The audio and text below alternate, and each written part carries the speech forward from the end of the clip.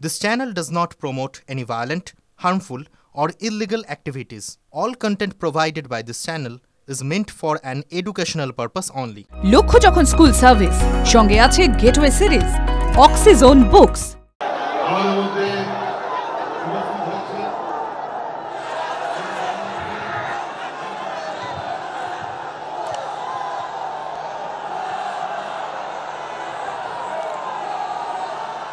নমস্কার, আপনারা বসুন, শান্ত হন।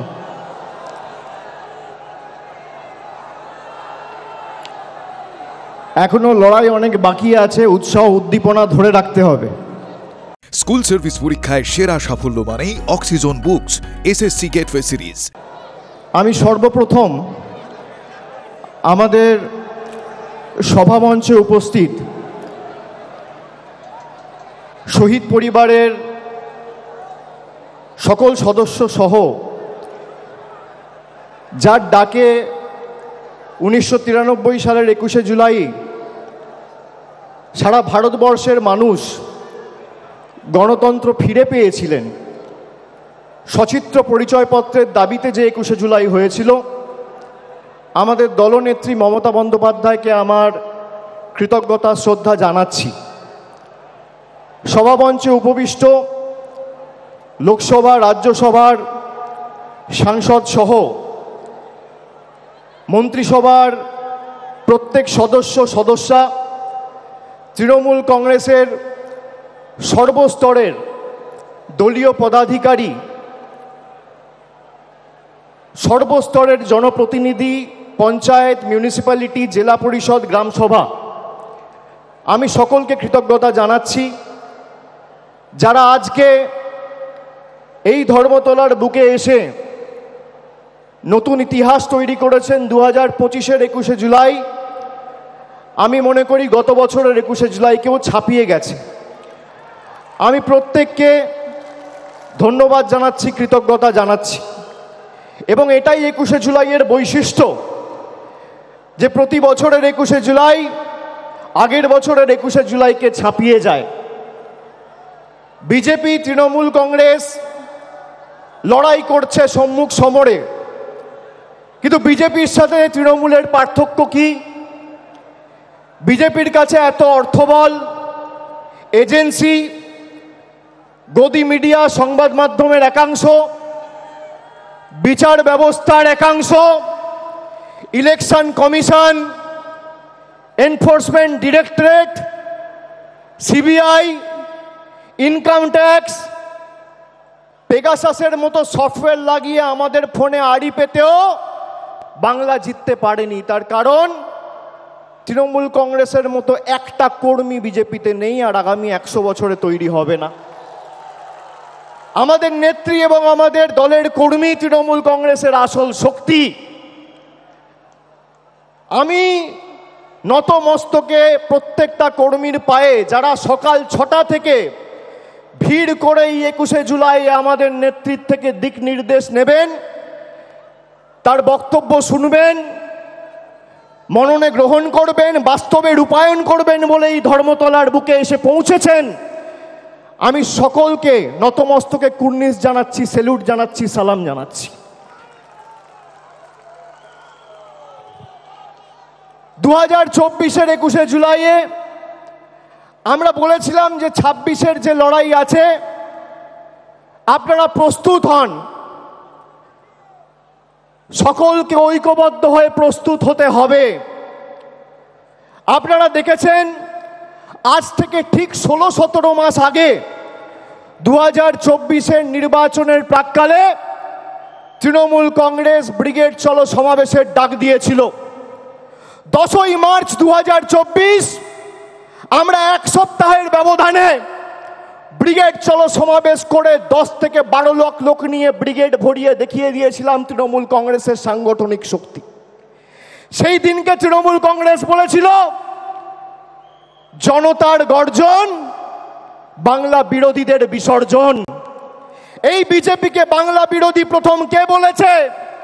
তৃণমূল কংগ্রেস বলেছে, মমতা বন্দ্যোপাধ্যায় বলেছে, আমরা বলেছি। সেই দিন আমরা যে ডাক দিয়েছিলাম জনতার গর্জন, বাংলা বিরোধীদের বিসর্জন, সেটা শুধুমাত্র একটা পলিটিক্যাল স্লোগান ছিল না, সেটা ছিল বিজেপির আসল চরিত্র উন্মোচন। যে বিজেপি 2019 সালের নির্বাচনের প্রাক্কালে এই উত্তর কলকাতায় ঈশ্বরচন্দ্র বিদ্যাসাগরের মূর্তি ভেঙেছিল, যে বিজেপির নেতারা কবিগুরু রবীন্দ্রনাথ ঠাকুরকে বামপন্থীর প্রোডাক্ট বলে, যে বিজেপির নেতারা বাংলার কৃষ্টি সংস্কৃতি নিয়ে তাচ্ছিল্য ব্যঙ্গ বিদ্রুপ করে, যে বিজেপির নেতারা ইলেকশনে ময়দানে লড়াইয়ে জিততে না পেরে গরিব মানুষকে ভাতে মারার পরিকল্পনা, ষড়যন্ত্র, নির্লজ্জ প্রচেষ্টা করে বাংলার মানুষের টাকা গায়ের জোরে গাজোয়ারি করে আটকে রাখে, সেই বিজেপির একটাই পরিচয়, এই বিজেপি বাংলা বিরোধী। আজকে যদি কেউ বাংলায় কথা বলছে, কিসের এত আপনাদের গায়ে জ্বালা, কেন এত গাত্রদাহ? বাংলায় জিততে পারেননি বলে। আমি তো আগের মাসে সভা করেছিলাম ডায়মন্ড হারবার থেকে, বলেছিলাম 50 পেরোবে না বিজেপি। আমি রাজনৈতিক ভবিষ্যৎবাণী করি না, কিন্তু যদি ভবিষ্যৎবাণী করি ভেবে চিন্তে করি আর মানুষের উপর অগাধ আস্থা রেখে করি।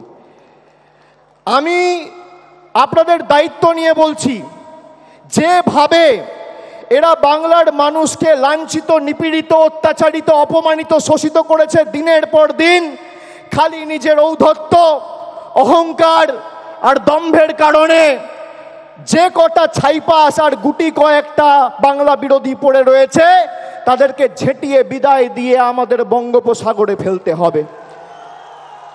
আজ থেকে 32 বছর আগের 21শে জুলাই সচিত্র পরিচয়পত্রের দাবিতে 13 জন নিজের প্রাণ দিয়ে ভারতবর্ষের প্রতিটা মানুষের গণতান্ত্রিক অধিকার ফিরিয়ে দিয়েছিল।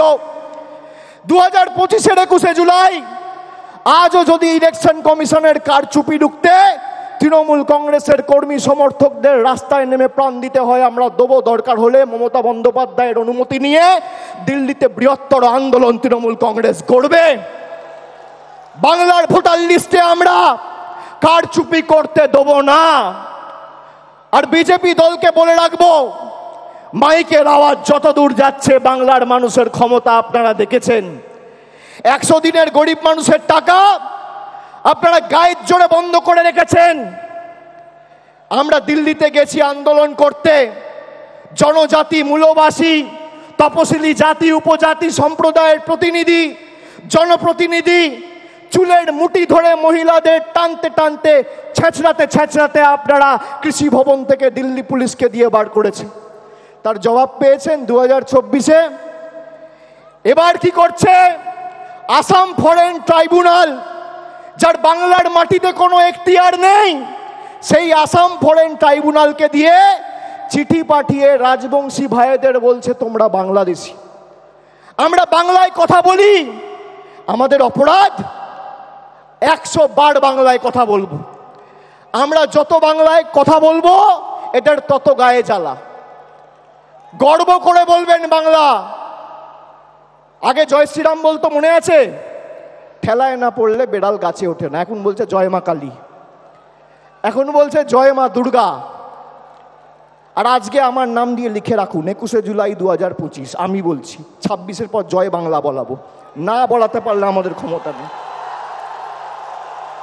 আরে এটাই তো তৃণমূল কংগ্রেসের জয়, এটাই তো বাংলার জয়। যে বাংলার মানুষকে ভাতে মারতে চেয়েছিলে, আজকে সেই বাংলার মানুষের পায়ে মাথা ঠুকে জয় মা কালী, জয় মা দুর্গা বলতে হচ্ছে। এটাই বাংলার 12 কোটি কৃষক, শ্রমিক, যুবক, যুবতীদের জয়, তপশিলির জয়, আদিবাসীর জয়, জনজাতির জয়, কৃষকের জয়, শ্রমিকের জয়, বাংলার কৃষ্টির জয়, ঐতিহ্যের জয়, সংস্কৃতির জয়।